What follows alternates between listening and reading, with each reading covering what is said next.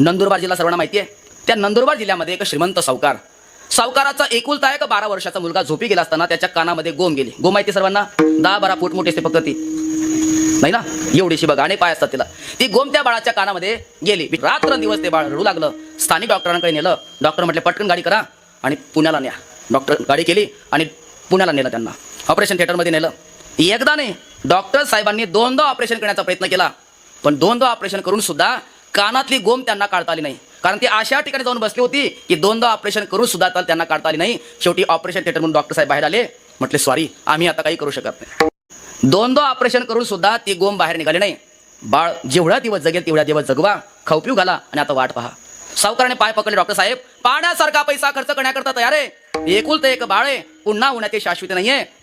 म्हणा तेवढा पैसा देतो, फक्त माझं बाळ वाचवा. संपत्ती भरपूर आहे पण पुढे वारसदार कोणी नाहीये, माझं बाळ जगलं पाहिजे. डॉक्टर साहेब प्रामाणिक होते. अहो म्हटलं आम्हाला का पैसे नकोय का, पण 2दा ऑपरेशन करून सुद्धा जर ती गोम निघत नाहीये तर आम्ही काय करू शकतो, घेऊन जा बाळाला.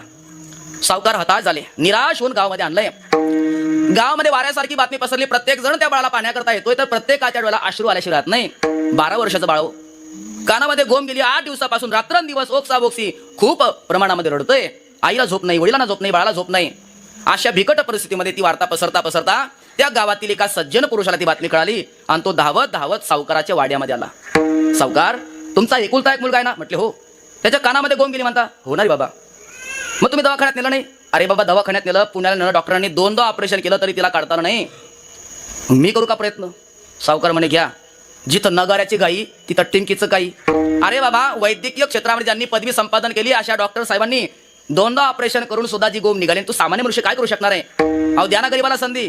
ठीक आहे बाबा, आता तू म्हणतोय, आग्रह करतोय, दिली तुला संधी, मग मुलगा माझ्या ताब्यात द्या, तुझ्या ताब्यामध्ये घे.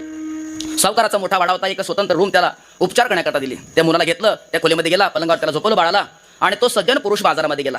बाजारात जाऊन त्याने 4-5 बोंबील मासे विकत आणले. अत्यंत दुर्गंध ज्या माशाचा येत असतो, वाळलेले मासे, त्यांना बोंबील मासे म्हणतात. ते वाळलेले मासे, बोंबील मासे आणले. वाड्यामध्ये आला, खोलीमध्ये गेला, आतून खोली बंद केली, त्या बाळाला झोपवलं. त्या बाळाच्या ज्या कानामध्ये गोम गेली होती त्या कानावर असं झोपवलं आणि खालून ते 4-5 बोंबील मासे ठेवले. वरून शाल टाकली. अर्धा तास तसाच थांबला.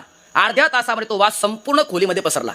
नव्हे कानामध्ये कुरतडण्याचं काम करणारी जी गोम होती तिला सुद्धा तो वास गेला. आणि तिने विचार केला, अरे आतल्या मसाल्यापेक्षा बाहेरचा चांगला चटकदार दिसतोय. बरं, ती काही माळकरी नव्हती, त्यामुळे तिने लगेच रिवर्स गेअर टाकला. ज्या मार्गाने गेली होती त्या मार्गाने परत येऊन कानाच्या बाहेर निघाली आणि बोंबीला जाऊन बसली. मुलगा अर्ध्या तासात मोकळा झाला. याला काय म्हणणार तुम्ही?